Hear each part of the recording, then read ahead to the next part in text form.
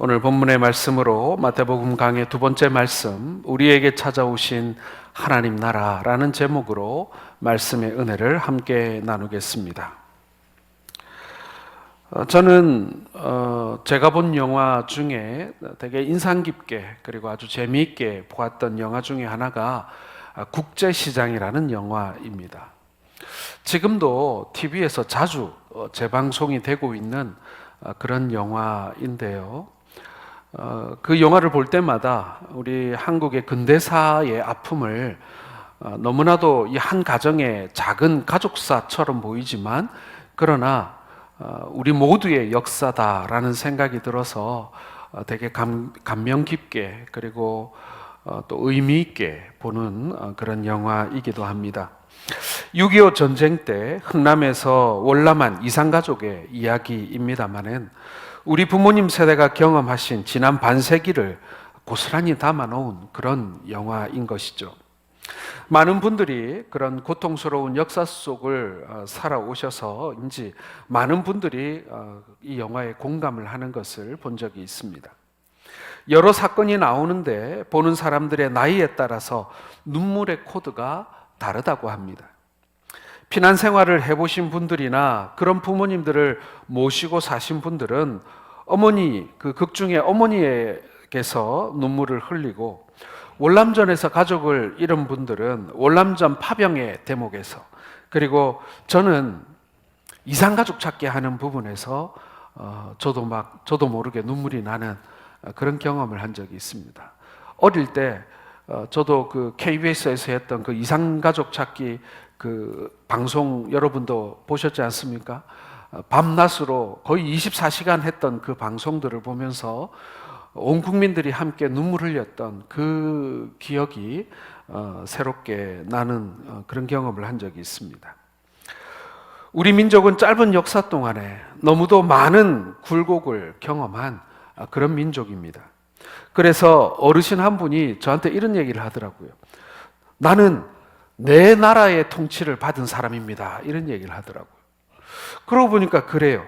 일제시대에는 일본의 통치를, 해방되고 잠깐은 또 공산당의 통치를, 그리고 월남하니 미국의 신탁 통치를, 그리고 지금은 대한민국의 통치를 받지 않습니까? 그러니까 이 네 개 나라의 통치를 받은 경험을 했다라고 그 실향민 한 분이 저한테 그런 얘기를 하신 적이 있습니다. 보통 경험은 아니죠. 그런 경험을 흔히 할 수 있는 것은 아니라고 생각이 됩니다. 한평생 4번의 다른 나라의 통치를 경험한다. 이건 그만큼 고통스럽고 힘든 세월이었다. 그것을 말해주는 것이죠. 일본이나 공산당의 통치는 정말 끔찍했습니다. 억압과 폭정을 경험한 분들은 이때 누구나 새로운 세상이 되었으면 그러한 바람을 가졌다고 합니다. 선한 통치를 받았으면 하는 소원을 가지게 되는 것이죠. 이건 너무나도 당연한 일입니다. 나라를 잃고 폭정에 시달리고 감시와 고통 속에 살아본 사람들은 누구나 선한 통치자가 일어나고 선한 정부가 일어나서 이 나라를 평화롭게 다스려 주기를 바라게 되겠죠. 여러분, 이스라엘 백성들에게도 이런 소원이 있었습니다. 새로운 나라의 통치에 대한 바람이 아주 간절했습니다.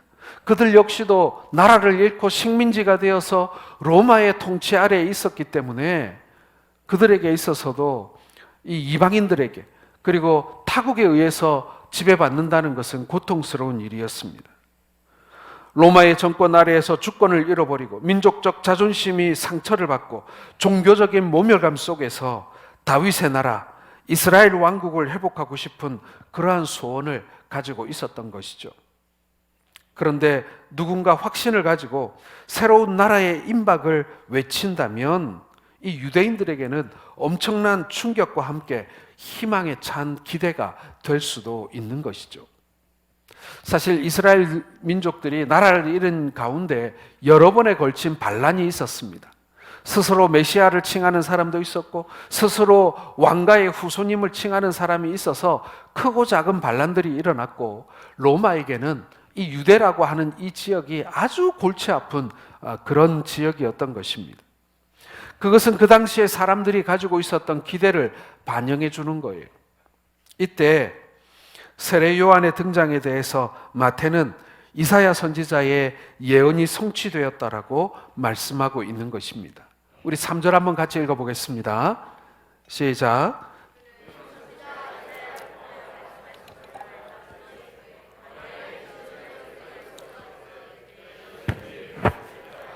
그가 오실 길을 곧게 하라 하였느니라. 자, 이 말씀은 이사야 선지자의 예언인데요. 당시 유다와 예루살렘 사람들이 하나님의 진노로 인해서 나라가 망하고 바벨론의 포로로 끌려갔다가 나중에 다시 고향으로 돌아올 것을 예언해 주고 있는 그런 말씀인 것입니다. 이스라엘 사람들은 그들의 나라를 기억하고 있었어요. 망하기 전 자신들의 나라를 기억하고 있었습니다. 왕이 있고 군사가 있고 주권이 있는 자신들의 나라에 대한 기억이 있었어요. 그러니 당연히 이런 나라의 회복에 대한 기대를 안 가질 수가 없는 것입니다. 그러나 요한이 말하는 하나님의 나라는, 세례 요한이 말하는 하나님의 나라는 이 백성들의 기대와는 다른 나라였다라는 사실입니다. 우리 역시도 하나님의 주권, 하나님의 통치를 고백합니다. 교회에서뿐만 아니라 세상에서도 하나님께서 나의 삶을 이끌어 주시기를 우리는 모두 소원하고 있습니다. 왜냐하면 그분이 나의 주님이시니까요. 그러나 실상 우리는 하나님 나라에 대한 오해를 가지고 있습니다. 2000년 전에 이 유다의 백성들이 가지고 있었던 하나님 나라의 오해처럼 오늘 우리 역시도 예수 그리스도로 말미암는 이 하나님 나라에 대한 오해가 있다는 얘기입니다. 하나님 나라는 죽어서 가는 곳이라는 그런 오해가 있습니다. 하나님 나라는 교회 안에만 있다라고 생각하는 오해가 있습니다. 그리고 하나님 나라에서 이 나라는 존재는 아무런 의미가 되지 못한다라고 하는 그런 오해를 우리는 가지고 있다라는 것입니다. 오늘 이 요한의 메시지를 통해서, 이 세례 요한의 메시지를 통해서 우리에게 찾아오신 하나님 나라에 대한 그 의미, 그 하나님 나라가 무엇인지에 대한 의미를 제대로 알고 누리는 그런 은혜를 받기를 주의 이름으로 축원합니다. 첫 번째로 여러분, 요한은 이제 새로운 나라가 시작되었다라고 선포하고 있습니다. 자, 이 3절의 이사야의 예언은요, 이스라엘이 바벨론 포로에서 돌아오게 되는 것을 예언한 내용이라고 했습니다. 하나님 나라의 회복을 말하는 것이죠. 자, 그런데 오랜 시간 동안 이 바벨론에서 포로 생활에 익숙해진 유다 백성들이요, 이미 그곳 바벨론의 생활에 익숙해지기 시작합니다. 그리고 그들의 문화에 동화되기 시작합니다. 하나님을 잊어버리고 열심히 바벨론 시민으로 살아가고 있는 것입니다. 그러나 하나님께서는 말씀을 통해서 그들의 잃어버린 신앙을 다시 흔들어 깨우고 있는 것이 오늘 이 말씀인 것입니다. 너희는 다시 약속의 땅으로 돌아가 하나님의 약속을 성취해야 한다. 그러니 너희들은 지금 주저앉아 있고 현실에 만족하고 있는 삶에서 일어나 예루살렘으로 돌아갈 준비를 하라.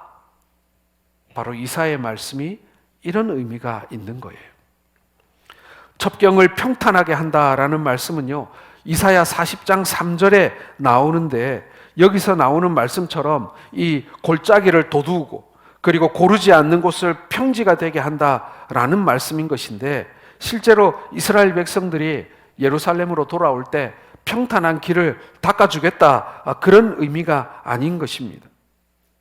지금 완전히 정착해 살고 있는, 이미 바벨론화 되어서 바벨론에서 사는 것이 훨씬 더 유리하고 부유하고 그리고 평화로울 것 같은 그 이스라엘 백성들에게 이제 그 바벨론 땅을 떠날 준비를 하라라는 말씀인 것입니다. 나중에 스가랴서를 보면 실제로 많은 유대인들이 바벨론에 정착해 사는 것에 만족해서 이스라엘 땅으로 돌아가지 않는 일들이 일어나게 되는 것입니다. 마태가 세례 요한의 이야기를 꺼내는 이유가 바로 여기에 있습니다. 지금 많은 유대인들이 이 현실에 주저하고 있다는 거예요. 이 현실에 만족하고 그냥 주저앉아 있다는 것입니다. 더 이상의 비전도 없이 오로지 돈 버는 재미에 빠져서 하나님께서 그들에게 약속해 주신 그 약속이 무엇인지, 그리고 이제 어떤 일을 행하시려고 하는지에 대해 관심이 없다는 얘기예요.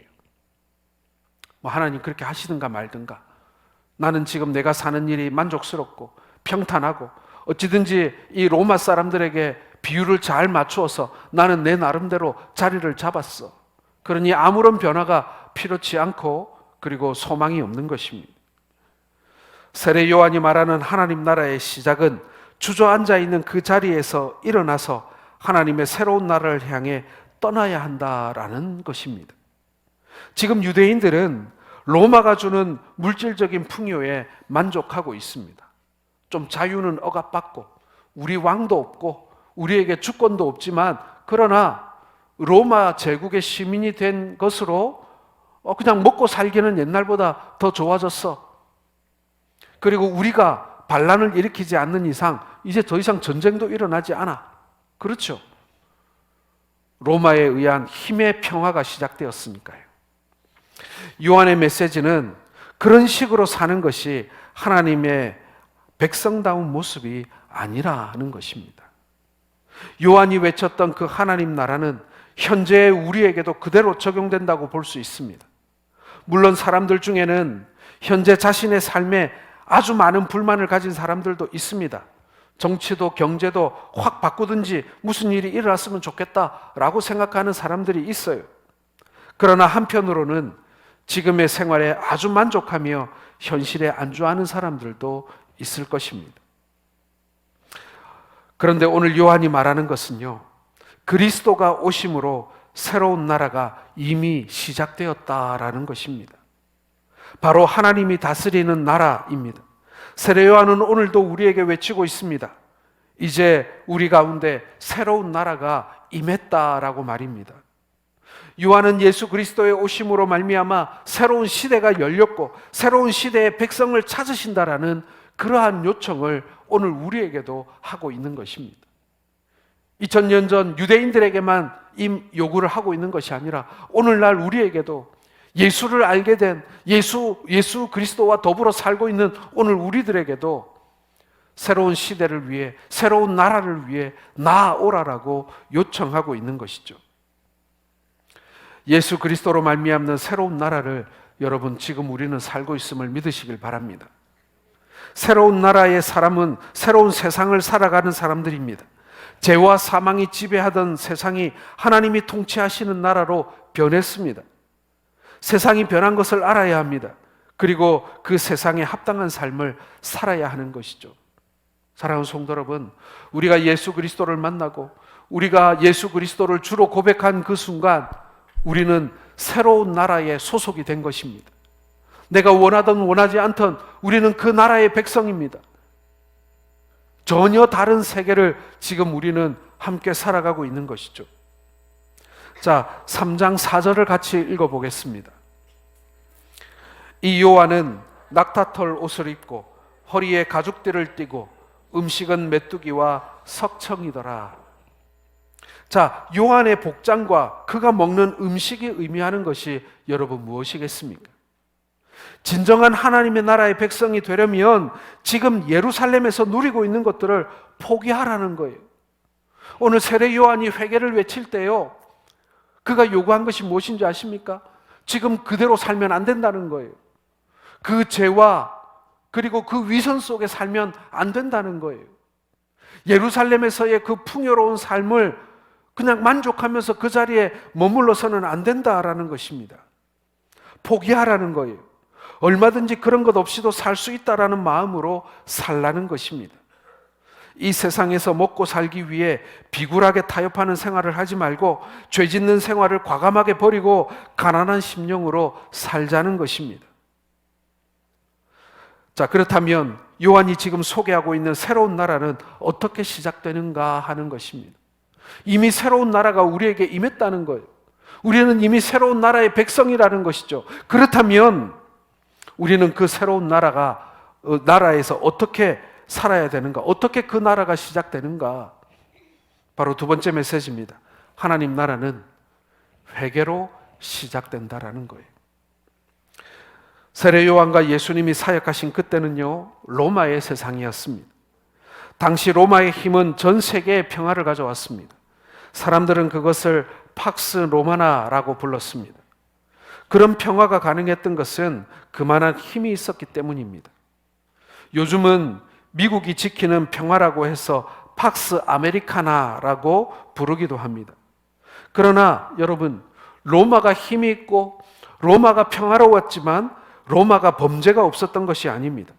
여러분, 지금 미국이 전 세계에 영향을 미치는 초강대국이라고 하지만 미국이 사실 국내 문제도 상당히 심각합니다. 범죄도 줄지 않고 요즘에는 인종차별 문제로 온 나라가 몸살입니다. 의롭고 정의롭지만은 않다는 얘기예요. 그 이유가 무엇이겠습니까? 진정한 평화는 인류의 마음속에 있는 죄성을 이겨내야 이루어지는 것이기 때문에 그렇습니다. 나라가 부유하다고, 나라가 군사력이 강하다고, 그래서 그 어떤 나라도 범접할 수 없는 그런 힘을 가지고 있기 때문에 평화로워졌다고 해서 진짜 평화가 임하는 것이 아니라는 것입니다. 진정한 평화는 우리 속에 있는 죄와의 싸움에서 이겨야만 한다는 거예요. 그 죄를 우리가 다스려야만 진정한 평화가 임한다라는 것입니다. 그래서 진정한 하나님의 나라가 이 땅에 시작되기 위해서는요, 무엇인가 중요한 일이 우리의 속에서 일어나야만 한다라는 것입니다. 오늘 5절과 6절을 같이 읽겠습니다. 이때에 예루살렘과 온 유대와 요단강 사방에서 다 그에게 나와 자기들의 죄를 요단강에서 그에게 세례를 받더니, 자, 요한이 설교하던 그 당시에 많은 유대인들의 마음속에는 큰 반향이 일어났습니다. 그래서 이스라엘 곳곳에서 수많은 유대인들이 요한에게 나와서 말씀을 듣고 눈물을 흘리면서 자기의 죄를 자복하고 세례를 받았어요.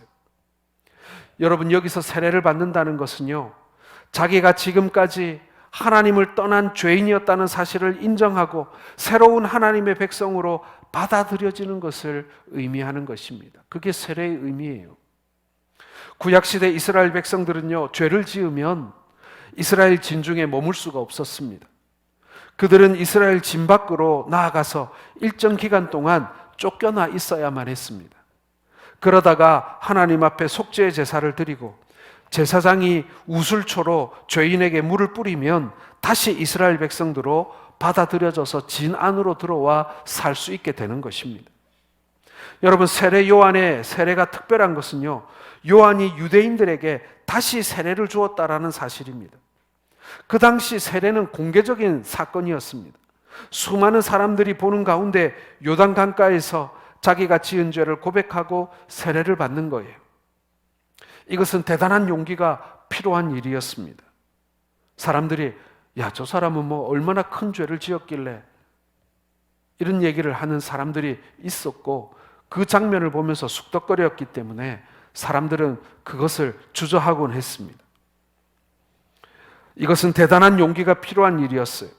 그러나 요한은 그것을 요구한 것입니다. 그리고 요한은 이 하나님의 나라가 결코 혈통상 유대인의 나라가 아니라는 것을 분명히 말씀하고 있습니다. 7절에서 9절 말씀을 같이 읽겠습니다. 요한이 많은 바리새인들과 사두개인들이 세례 베푸는 대로 오는 것을 보고 이르되, 독사의 자식들아, 누가 너희를 가르쳐 임박한 진노를 피하라 하더냐? 그러므로 회개에 합당한 열매를 맺고 속으로 아브라함이 우리 조상이라고 생각하지 말라. 내가 너희에게 이르노니 하나님이 능히 이 돌들로도 아브라함의 자손이 되게 하시리라. 요한의 권세 있는 메시지가 바로 이거예요. 우리 차차 노력해 봅시다 라는 식이 아니었어요. 요즘 살기 힘드시죠? 그러니 조금만 참으십시오. 그러면 하나님께서 모든 것이 잘되게 해주실 것입니다 라는 것이 아니었다라는 거예요. 그의 말 속에는 긴급함이 있었습니다. 그는 모든 사람들로 하여금 당장 결단을 내리라고 지금 재촉하고 있는 것입니다. 그리고 그것은 결코 이 사람의 외모로만 이루어지는 일이 아니라고 말합니다. 세례 요한도 마찬가지예요. 그러한 메시지를 전할 때 사람의 외모를 보고 다른 메시지를 주지 않았다는 얘기입니다.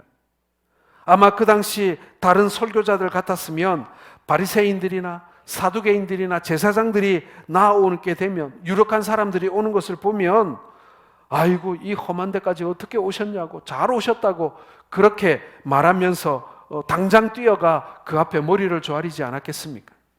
어떻게 이런 것까지 찾아오셨습니까? 누추하지만 잠깐만 좀 기다려 보십시오. 제가 지금 사람들에게 세례를 베풀고 있으니 이 일을 마친 후에 따로 귀한 장소로 모시겠습니다. 뭐 그러지 않았을까요? 그러나 세례 요한은 사람들을 전혀 외모로 보지 않았습니다. 그는 도리어 독사의 자식들아, 누가 너희를 가르쳐 임박한 진노를 피하라 하더냐. 정말 독서를 내뱉습니다. 여러분, 무슨 뜻입니까? 이 마귀의 자식들아, 너희와 같은 것들이 무슨 구원이 필요하다고 이곳에서 세례를 받으러 왔느냐? 회개하지 말고 그냥 그대로 살던 대로 가서 살다가 멸망당하는 것이 훨씬 낫지 않느냐? 아유, 정말 독하게 말하지 않습니까? 정말 지독하게 말하지 않습니까? 요한이 강하게 증거한 것이 무엇입니까? 이것은 이 나라는 단순히 유대 나라, 유대 왕국의 회복이 아니라는 거예요. 지금 너희들이 아브라함의 자손이기 때문에 당연히 그 나라의 백성이 될 줄 생각하는데 웃기는 짓들 하지 말아라. 하나님께서는 지금 사람들에게 밟히고 있는 온 천지에 깔려있는 이 돌들을 가지고도 아브라함의 자손들을 만들 수 있다, 이렇게 말하는 거예요. 저 돌멩이들도 아브라함의 자손들이다, 이렇게 말할 수 있다는 거예요. 다시 말해서 지금 세워지는 이 나라는, 그리고 이 나라에서는 아브라함의 자손이라고 하는 혈통적 가치는 이 길에 깔려있는 이 돌멩이만도 못하다라는 거예요. 그거 가지고 내 앞에서 자랑하려고 하지 마라. 하나님 앞에서 자랑하려 하지 마라. 아브라함의 자손이 뭐 어떻다고, 이 돌멩이만도 못한 거지. 이렇게 지금 말하고 있는 거예요. 얼마나 이스라엘 사람들이 놀랐을까요? 자신들에게 있어서 최고의 가치이자 자존심이고 정체성인데 말이죠. 그게 돌멩이만도 못하다고 말하니 얼마나 유대인들이 놀랬겠고, 어떤 사람은 분노하고 말이죠. 그랬겠죠. 여러분, 이스라엘 백성들에게 진정으로 필요한 것이 무엇입니까? 마음속에 너무도 오랫동안 자리 잡고 있었던 죄를 토해내는 것입니다. 그런데 말씀이 없으니까 문제가 죄 때문인지를 몰랐다는 거예요. 그러나 요한의 말을 들었을 때 성령께서 깨닫게 하신 것입니다.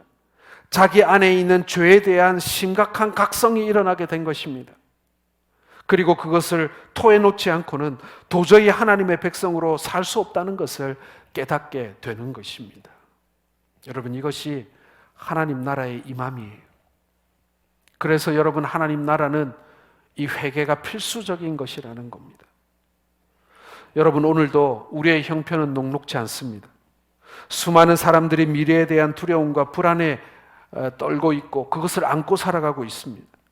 그런데 더 심각하고 무서운 것은요, 우리 각 사람의 하나님 앞에 내어놓지 못한 죄가 있다는 사실이에요.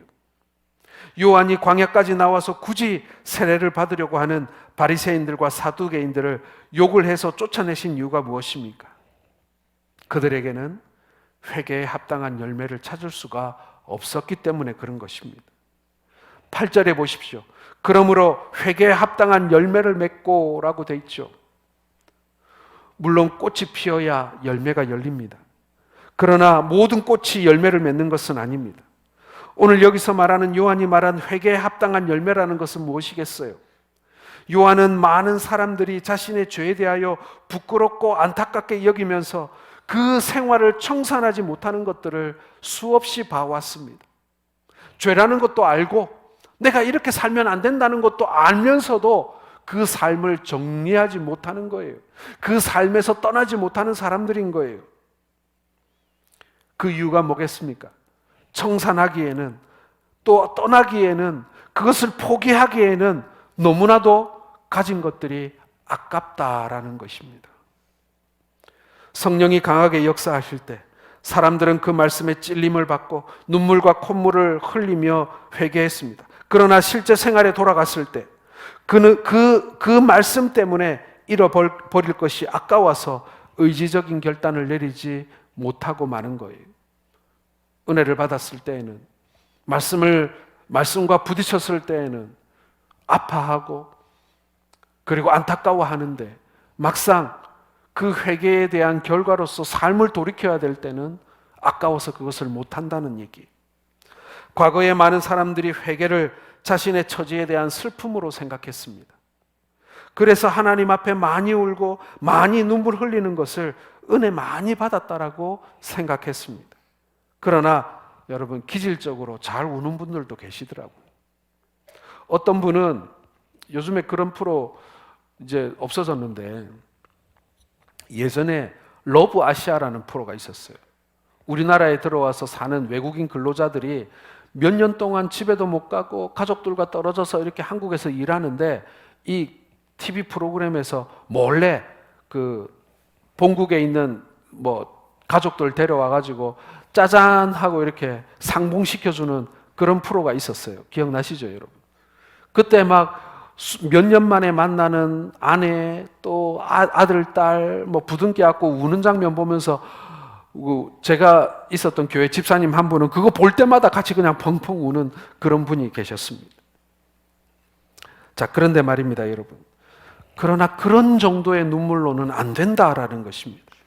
진정한 하나님의 백성이 되려면 그 눈물이 결단으로 이어져야 한다는 것입니다.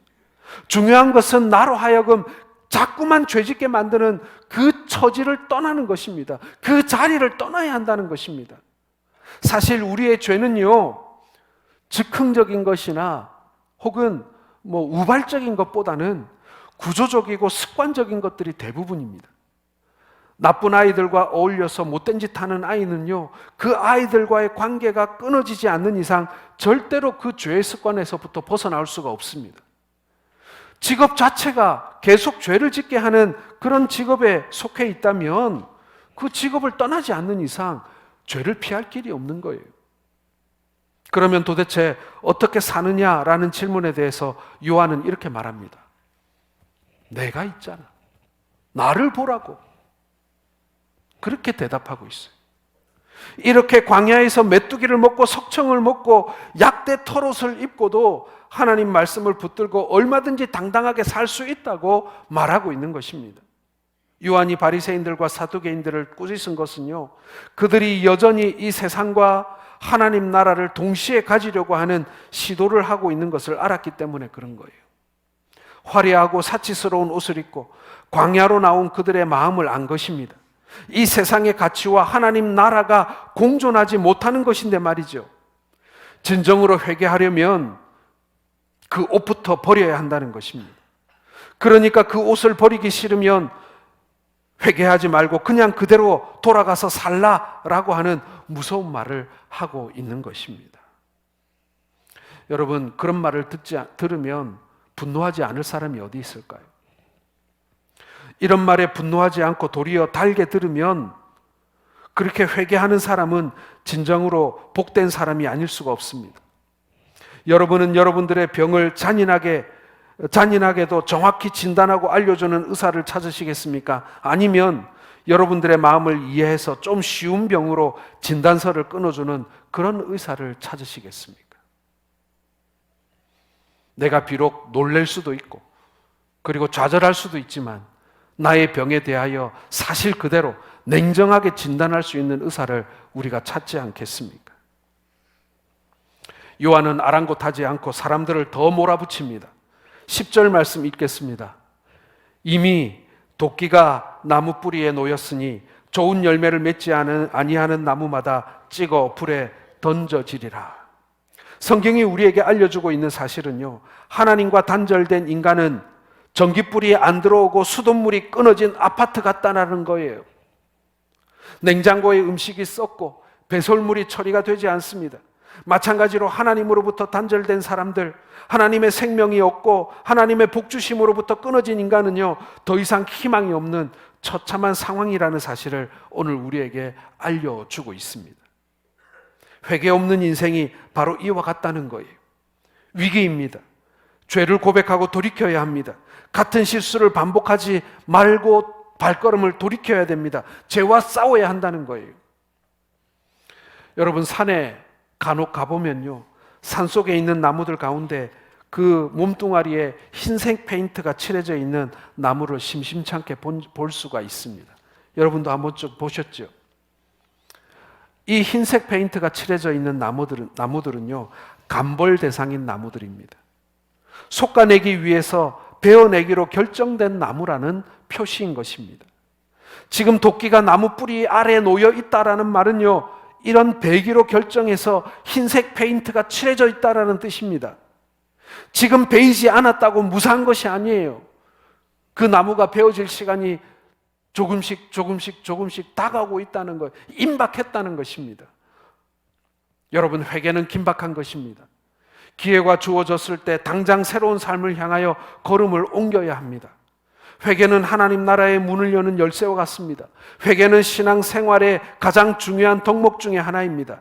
회개라는 말을 기분 나쁘게 듣지 마시기를 바랍니다. 전에 제가 얘기했죠. 제 후배 하나가 큰 교회에서 청빙을 받았는데 청빙 조건이 회개에 대하여 설교하지 않는 조건이었다는 거예요. 그래서 그 교회 안 갔다 그래요.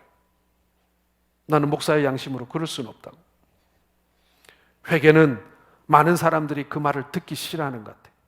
회개하라고, 죄로부터 돌이키라는 말, 그 말을 사람들은 불편해한다는 것입니다. 그런데 말입니다, 여러분, 이것은 우리가 날마다 해야 되는 일입니다. 그리고 한편으로는 우리에게 주어진 특권이에요. 예수 그리스도의 이름으로 회개할 수 있는 것이 아무나 할 수 있는 일이 아니라는 얘기예요. 오늘 요한의 외침은 우리에게 시간이 충분하지 않다고 말합니다. 우리에게 가장 시급한 일은 영혼을 살리고 죄에서 떠나는 일이라는 거예요. 이것은 영원한 상태를 결정짓는 너무나도 중요한 일입니다.